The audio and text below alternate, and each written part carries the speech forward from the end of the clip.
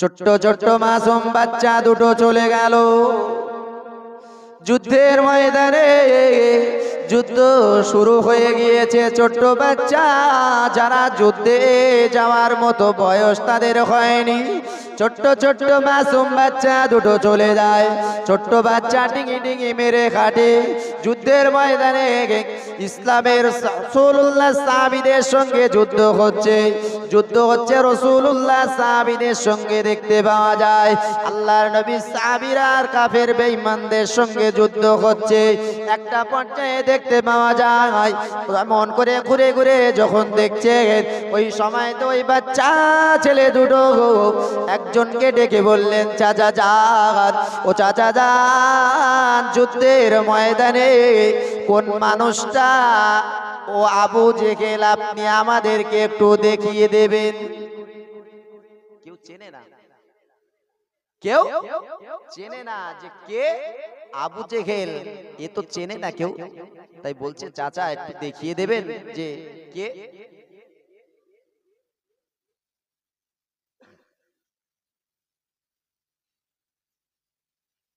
কে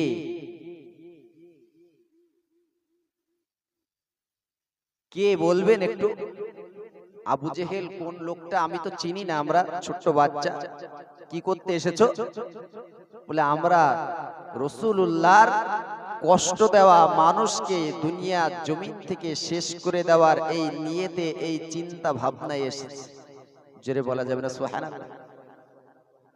আল্লাহ নবী সাহাবী ওই সময়তে দেখিয়ে দিলেন, বাবা ও বাবা ছেলে, ওই যে উঁচু খড়াটা দেখতে পাওয়া যায়, ওই উঁচু খড়ার উপরে যে মানুষটা ঘুরে ঘুরে বেড়ায়, ওই মানুষটাই হলো আবু জেহেল, যেই কিনা দেখিয়ে দিয়েছে। ওই সময়তে বাচ্চা ছেলে দুটো, ছোট্ট বাচ্চা আস্তে আস্তে দৌড়ে দৌড়েছে। ওই সময়তে ওই ঘোড়ার পিঠে বসে থাকা আবু জেহেলের পায়েতে মেরে দিলেন তলোয়ার। যেই তলোয়ারটা মেরে দিয়েছে আর ঘোড়াটা পড়ে গেল। ঘোড়ার যেই পায়েতে মেরে দিল সঙ্গে সঙ্গে ঘোড়াটা পড়ে গেল, আর সঙ্গে সঙ্গে ডিগবাজি খেয়ে পাল্টি খেয়ে আবু জেহেল পড়ে গেল। যেই আবু জেহেল দুনিয়ার জমিন থেকে যেই জমিনে পড়ে গেল বদরের প্রান্তে, ওই সময়তে ওই ছোট্ট বাচ্চা ছেলে দুটো আবু জেহেলের বুকের উপরে চেপে বসে বলল, গো আবু জেহেল, ও আবু জেহেল, আমার নবীকে কতটা কষ্ট দিয়েছিস, আমার নবীকে কতটা কষ্ট দিয়েছিস রে আবু জেহেল, আজ তোর এত বড় ক্ষমতা কে দিয়েছে? বলে দুই ভাই তলোয়ার নিয়ে তলোয়ার চালিয়ে দুনিয়া জমিন থেকে শেষ করে দিল। জোরে বলা যাবে না সুবহানাল্লাহ। তাহলে ইসলামের জন্য তারা নিজেদের তাজা প্রাণগুলোকে উৎসর্গ করেছেন। আজকে আমরা ইসলামের জন্য কি করেছি? তারা প্রিয় কেন হয়েছে?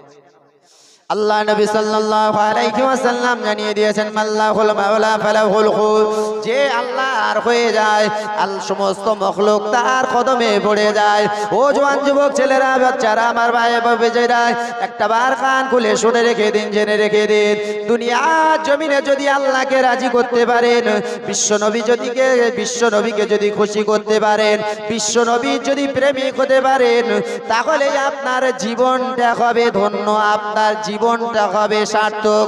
যারা আজকে বিশ্ব নবীর সঙ্গে সম্পর্ক তৈরি করেছেন, যারা আজকে আল্লাহর সঙ্গে সম্পর্ক তৈরি করেছেন, আল্লাহ তার কদমে সব কিছুকে নুয়ে দিয়েছেন। আল্লাহকে যারা রাজি করতে পেরেছেন, বিশ্ব নবীকে যারা ভালোবেসেছেন, সমস্ত বিশ্ব তার কদমে লুটে পড়েছে। তো সোজা না বলো? মুসাদ্দিদ জামান দাদা হুজুর পীর কেবলা রহমাতুল্লাহ আলাইহি, বসিরহাটের আল্লামা রুহুল আমিন রহমাতুল্লাহ আলাইহি হুজুরের কাছে যখন মুরিদ হয়েছেন, বায়াত হয়েছেন, তখন বললেন যে হুজুর, আমার বাড়িতে একটু যেতে হবে, বসিরহাটের জমিনে আমি একটু ইসলামের সওয়াব দেব, আমার বাড়িতে গিয়ে একটু ওয়াজ করতে হবে। পীর সাহেব আসবেন বলে খুব মনে আনন্দ যে আমার বাড়িতে আমার পীর সাহেবকে নিয়ে একটু ওয়াজ নসিহত দেব। ঠিক যে দিনে আসবেন হুজুর বলছেন বাবা রুহুল আমিন, আমার শরীরটা ভালো না, আমি যেতে পারবো না, তো আমার ছোট ছেলেকে তুমি একটু নিয়ে যাও। কে আসলো বলে এই পৃথিবী হলো উজালা, আর কে গাইল এসে সাম্যের গান শূন্য কাফেলা। কে আসলো বলে এই পৃথিবী হলো উজালা, আর কে গাইল এসে সাম্যের গান শূন্য কাফেলা। ও হাশিমে মক্কি,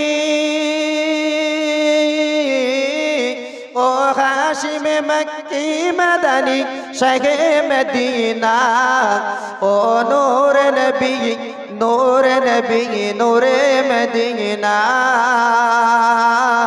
ও নূর নবী নূর নবী নূরে মদিনা। হযরত আমার করতে কতল নবীর দারে যায়, আর নূরানি তার চেহারা দেখে আমার ফিদা হয়ে যায়। শুরু বলা যাবে না সুবহানাল্লাহ। তার চেহারা মায়াবী, তার চেহারা মায়াবী দেখে আমার হয়ে যায় নবীর দেওয়ানা। ও নূর নবী নূর নবী নূরে মদিনা, ও নূর নবী নূর নবী নূরে মদিনা। আল্লাহুম্মা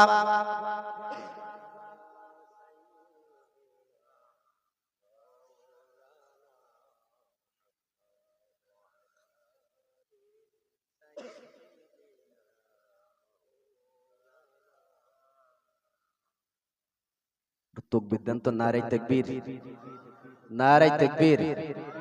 জনাব হযরত মাওলানা আব্দুর রশিদ সাহেব, জনাব হযরত মাওলানা আব্দুর রশিদ সাহেব, নারে তাকবীর। ভাইরা আমার, আপনাদের কাছে আমি এটাই বলে বোঝাতে চাইছি যে আজকে আল্লাহর প্রিয় বান্দা, আল্লাহর প্রিয় পাত্র হওয়া অত সহজ বিষয় নয়। যারা প্রিয় পাত্র হয়েছে, আল্লাহর যারা প্রিয় হয়েছেন, এমনি এমনি হননি।